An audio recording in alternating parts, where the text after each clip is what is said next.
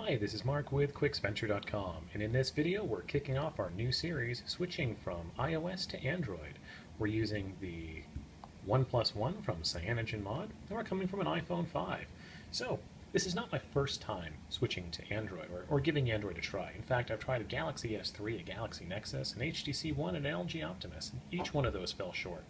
The OnePlus One I'm hoping will change all that because it's coming with the Cyanogen Mod operating system, which is a little bit more like vanilla Android, but has just a little bit more customization. I'm looking for stability, and I'm looking for usability.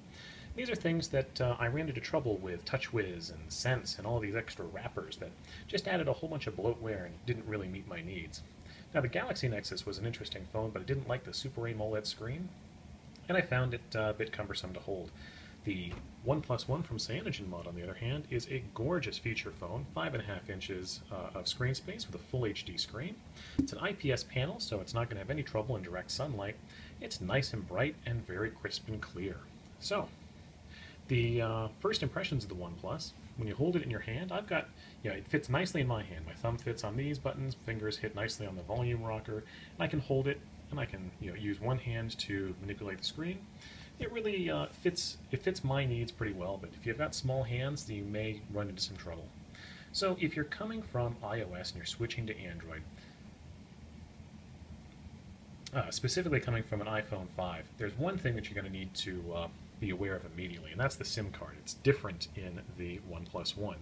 Your iPhone 5 comes with a nano SIM card, and the OnePlus comes with a micro SIM card. I'm going to turn off the phone and pop out the SIM card. Now, also keep in mind, you may have an existing iPhone tool, but I found that the tool that came with the OnePlus has a longer pin, and the length is necessary. You can't pop out the SIM tray if you don't have just the right length pin. When you pull the SIM card tray out, so if you've got a brand new phone, there's not going to be anything in it, but you can see that the SIM card from my iPhone 5 is a little bit smaller, and I've got a cartridge. That's the black casing around it. I had to go and buy a converter for a nano SIM to a micro SIM. And be careful. Some of these apparently come with a black backing with a hole in the middle, and that can rip off some pins. The one that I have had a small transparent sticker on the back, so it holds the nano SIM in place. When you get your phone, just put the nano SIM in the converter, put the full converter and nano SIM into the cartridge. It goes in upside down and into the side of the phone. You can put the SIM card in backwards on the OnePlus, and what will happen is that the bottom of the tray will stick out. I did that the first time, and it just doesn't recognize the card, but it fortunately didn't damage the phone. So once you've got your SIM card in, you can turn on the phone. And this is the first time you're using your phone. You're going to be greeted with a setup process, very similar to iOS, where you type in your Google account, and then you log into Wi-Fi, and then you're going to also be asked to set up a Cyanogen account. And the Cyanogen account just gives you some extra features from Cyanogen Mod.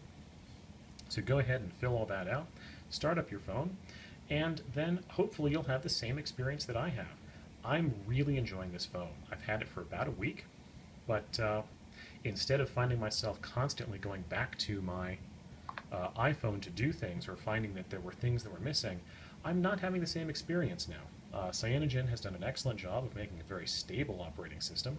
I've only run into a small number of glitches, and I'll cover those in a subsequent video about things that went wrong. But right now we're just talking about first impressions and preparation. So if you are trying to switch from iOS to an Android phone, the first thing you're going to want to do is get that SIM card converter, because most Android phones come with micro SIMs and not nano SIMs. Second, if you're using iMessage, you want to go ahead and turn it off immediately, because the first thing you'll notice is that there is no iMessage in Android. You're going to be using either Hangouts or the messaging app. Hangouts is the Google version of iMessage, and it works very well, but it's not compatible. If you turn off iMessage a day or two before you activate your new phone, it'll give Apple time to deregister your phone number from their iMessage system, and you probably won't run into problems with people who use iPhones not being able to text you. I did about a day before, and I didn't have any issues. Next, make sure you back up your pictures and video, because there's no iCloud with Android. In my case, I went on to, I just plugged my phone in and grabbed through iTunes. I pulled out all of my music and videos. And then finally, you're going to notice that all your contacts are missing because your contacts on an iPhone are held inside your iCloud account and not on the SIM card. You can sometimes transfer the SIM card, but the easiest thing to do is to jump onto iCloud on the web and download a vCard. So you select all of your contacts in iCloud and then export them to a vCard. Then go to your Gmail account and import that vCard as contacts. And if you do that, then you'll end up with all your contacts. In Android, contacts are called people. As you can see, I ended up being able to pull all of my contacts right over. You don't have any pictures, and there may be some things that are missing, but I was able to get phone numbers, names, and emails, no problem. So, as long as you've got an existing Gmail account and you are ready to make the switch, that should be all you need to do to get up and running on your OnePlus One. Stay tuned, and we're going to go over things that went really well, things that didn't go well, and then how to install certain apps that are going to make your Android experience a little bit more Apple-like. I found that I missed the Apple notification sounds. I missed a few other Apple notification components, so we cover all that in our next videos. Thanks for watching. This is Mark with QuicksVenture.